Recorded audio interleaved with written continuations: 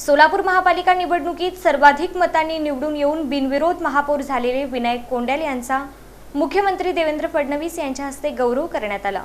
महापौर विनायक कोंड्याल यांचा बुधवारी मुख्यमंत्री देवेंद्र फडणवीस यांच्या हस्ते सन्मान करण्यात आला।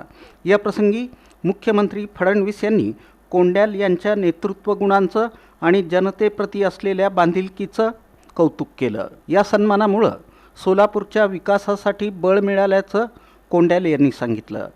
महापौरपदी बिनविरोध निवड होणं ही केवळ राजकीय कामगिरी नसून जनतेचा विश्वास आहे।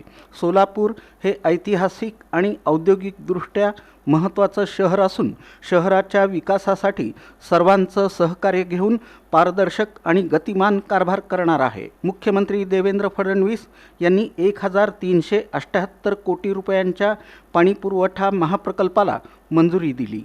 याबद्दल महापौर विनायक कोंड्याल यांनी आभार मानले। महापौर म्हणून शहराच्या सर्वांगीण विकासासाठी कटिबद्ध असून पायाभूत सुविधा, स्वच्छता, पाणीपुरवठा आणि नागरी सोयीसुविधा यावर विशेष भर देण्याचा विश्वास महापौर विनायक कोंड्याल यांनी व्यक्त केला।